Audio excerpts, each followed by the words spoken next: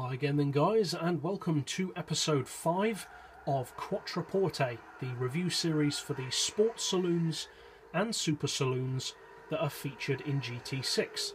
And in this episode we're featuring a vehicle which, for the most part anyway, seems to be severely underappreciated by many players. Now, like with any vehicle on Gran Turismo, it probably has its own little cult following of people who really love this car and use it regularly. But for the most part, I don't see anyone using this car.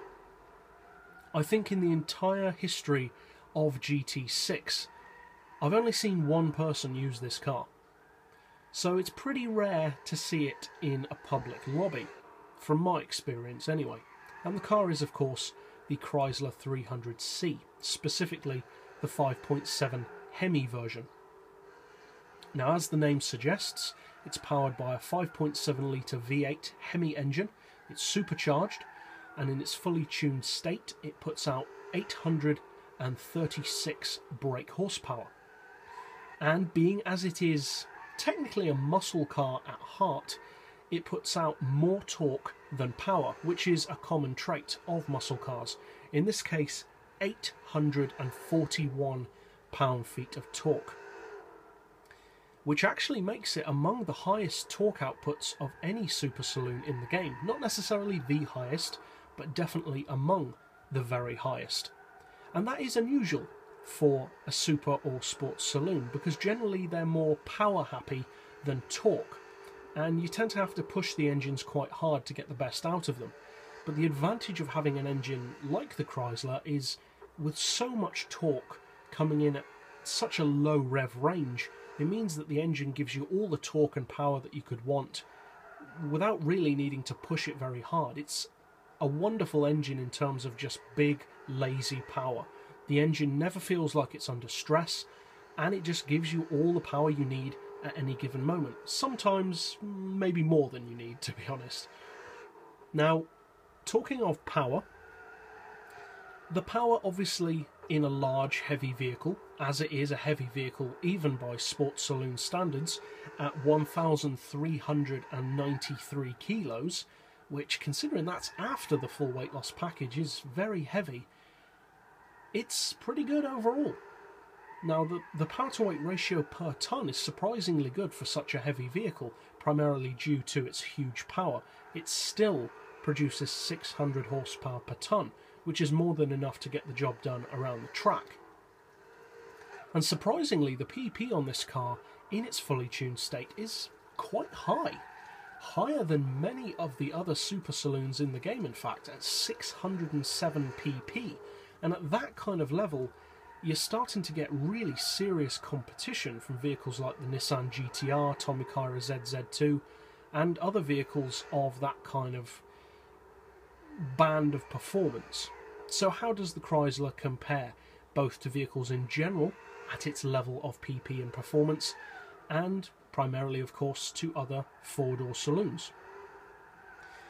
Well, against other vehicles in general, I must admit the weight does let it down a bit, because at the end of the day, you cannot throw around a 1.4 tonne car as easily as you can a 1.3 tonne car, etc. So the weight is definitely there. That said, it handles very well for a vehicle of its size and weight. Now, on the subject of handling, it is a little bit temperamental, and the main reason for that is, I believe, the torque, to be honest. The torque is so readily there that, as I said earlier, it kind of comes sometimes when you don't need it, and that can result in unwanted wheel spin. And the problem with the 300C, or a problem that can occur, is that when that torque really kicks in and makes the wheels spin up, which tends to be in lower speed corners, the handling manoeuvres that you perform to make up for it can sometimes go wrong, because that's when the car becomes temperamental. It starts to violently swing around and will quite easily throw you off the track. So when you're driving the Chrysler, throttle control is extremely important. And just bear in mind the fact that you don't need to take the corners as fast as possible, because it's got more than enough power to make up for any time lost on the straights. So overall, in terms of ability, it's a very good car, and a severely underappreciated one. Against, more specifically, its main rivals of four-door super and sports saloons, it's extremely competitive, despite its increased weight. The torque gives it an advantage in low-end performance over many of the other super saloons, and overall it's actually surprisingly more nimble than many saloons that weigh less, which is impressive. Now, it's quite a versatile car. It's good for top speed, with the top speed in the 260 mph region. The acceleration is extremely strong as well, among the quickest of saloons.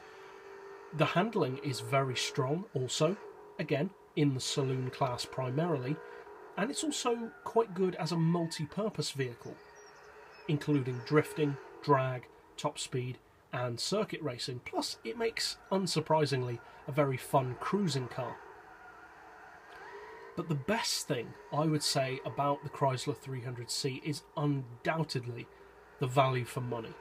The bang for buck on this car is far beyond most of the other super saloons, if not all of the other super saloons on the game, because this Chrysler only costs 35,000 credits, and none of the other sports or super saloons get anywhere near that kind of power for the money. So not only is it one of the cheapest sports saloons, but it's also one of the best. So value for money on this car is extremely hard to beat, not only for other four-doors, but also just for vehicles in general. I would say it's one of the best value for money vehicles in the game as a whole, to be honest, because 35 grand is ridiculously cheap for how much power, torque and performance the car gives you. So overall, it's an extremely underappreciated but very deserving car of being used by more players. And if you plan on doing specifically four-door saloon racing, but also racing in general, perhaps not at 600 pp, but racing in general, especially on tracks that require more torque and straight line performance, then the Chrysler will serve you extremely well. Just bear in mind that the handling can be a little bit temperamental. So that's it overall for this review. I'll see you guys next time, and as always, thanks for watching.